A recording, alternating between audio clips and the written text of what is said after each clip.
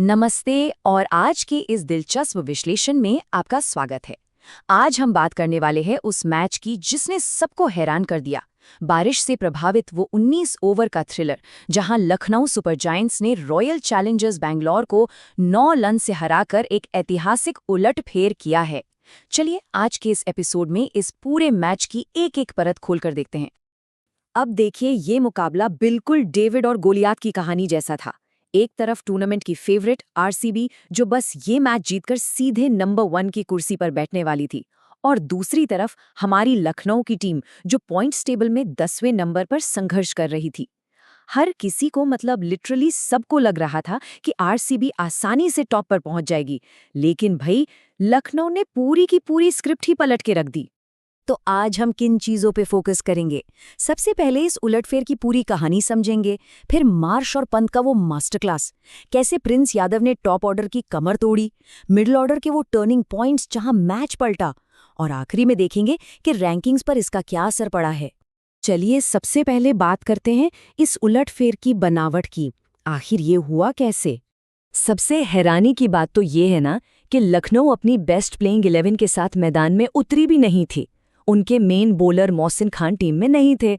ऊपर से आरसीबी ने टॉस जीतकर पहले गेंदबाजी चुनी और बारिश ने भी बार बार मैच में खलल डाला। लेकिन इतनी सारी अड़चनों के बावजूद लखनऊ ने बोर्ड पर 209 रनों का एक पहाड़ जैसा लक्ष्य खड़ा कर दिया। मतलब क्या कमाल का इंटेंट दिखाया। और इस पहाड़ जैसे स्कोर की नींव कैसे रखी गई? मार्श और पंत के मास्टर क्लास से। 111 रन! जरा सोचिए, मिच मार्श ने महज 56 गेंदों में ये जादुई पारी खेल डाली। 3 बार बारिश की वजह से मैच रुका, लेकिन उनका फोकस टस से मस नहीं हुआ।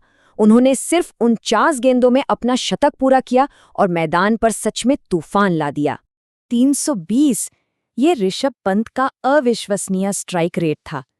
जी हाँ, आपने बिल्कुल सही सुना। ये पारी देखकर ऐसा लगा जैसे वो विंटेज 2018 वाले एकदम आक्रामक ऋषभ पंत क्रीज पर लौट आए हों। पिछले कुछ समय से उनकी धीमी बैटिंग को लेकर काफी बातें हो रही थीं, लेकिन इस मैच में उन्होंने अपने सारे आलोचकों को एकदम खामोश कर दिया। और ये आंकड़े ना पूरी कहानी बयां करते हैं।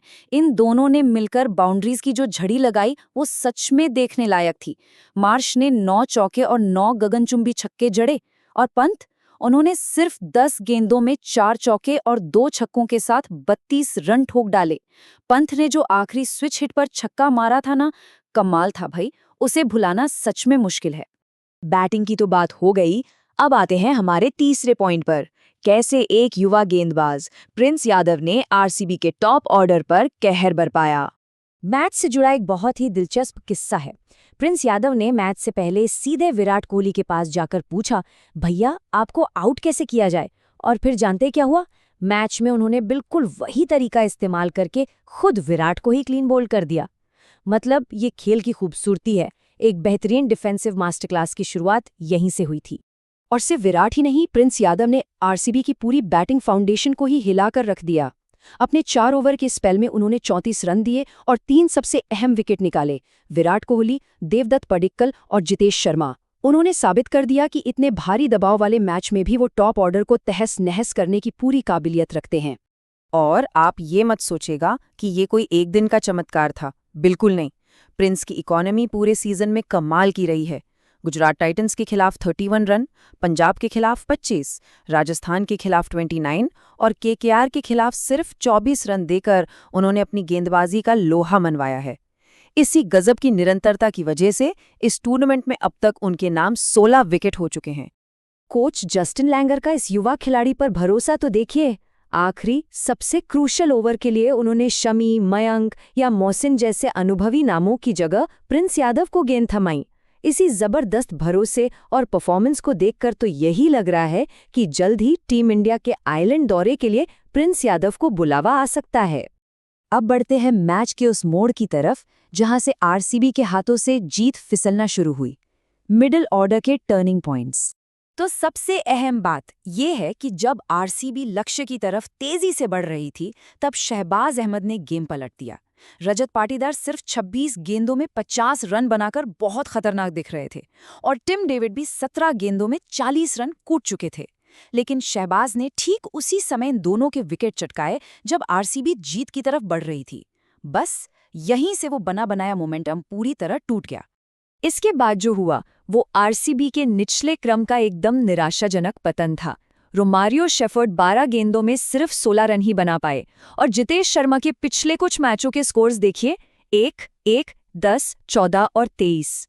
अब ये आंकड़े एक बहुत ही सीरियस सवाल उठाते हैं। क्या अब वक्त आ गया है कि टीम इन संघर्ष कर रहे खिलाड़ियों से आगे बढ़े और कुछ नए विकल्पों पर विचार करे?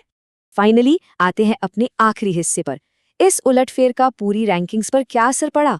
चलिए देखते हैं कि कैसे इस एक नतीजे ने पूरे सीजन का गणित उलझा दिया है।